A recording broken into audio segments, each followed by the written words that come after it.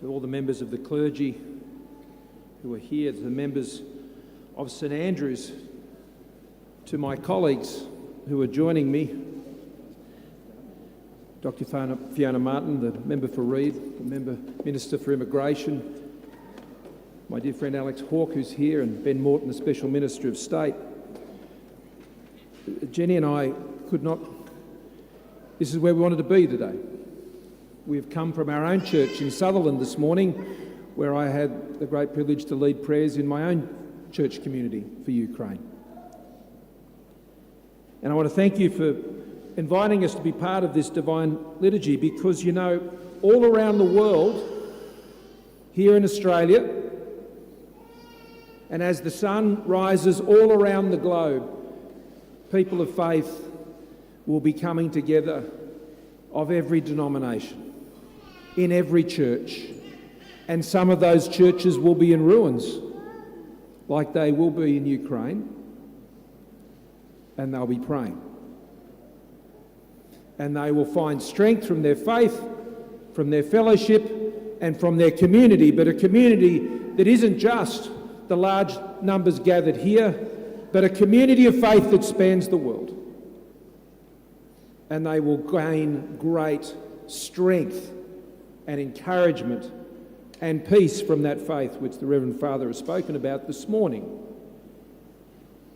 I've come here this morning with Jenny to offer prayers and to offer encouragement, because it is not just specifically the communities of faith, but the Australian community as a whole, who I know has thrown its arms around and held tightly the more than 40,000 Australians of Ukrainian ancestry here in this country, and to extend every fibre of their support and encouragement and love to the people of Ukraine. Peace is not just the absence of war. Peace is the absence of threat, of violence, of persecution, of subjugation. It is what so many Australians of Ukrainian ancestry came to this country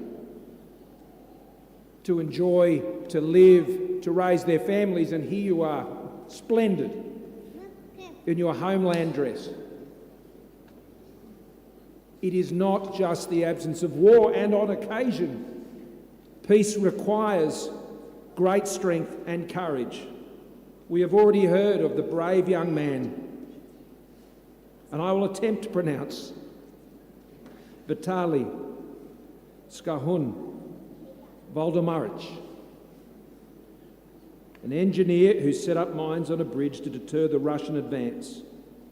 The advance was too fast.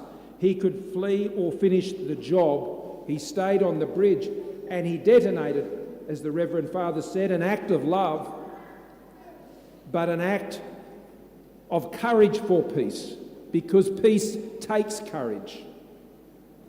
We don't seek a peace in Ukraine that is based on bending the knee to an autocrat or a thug. We seek a peace that is the sovereignty of Ukraine. That is what peace is for. And that is the peace that the world community demands. The other prayer I have for peace this morning with you is a prayer of peace for comfort. That in your great anxiety and in your great concern for your loved ones and for your community and for your homeland, that in your faith you will find that peace and that comfort in one another. And that those, as the shells fall and as the bullets ring out in their cities and their suburbs, that they will find in that noise and in that terror a peace in their faith. But you know, most of all, as Christians, we know that no shells, no bullets, no tyrants can silence faith, can subjugate faith, can take from you the peace of your faith. And I want to encourage you all in that today. As we raise up our prayers like a fragrant offering, just like the incense, let those prayers ascend into heaven, and may mercy rain down, and may compassion rain down.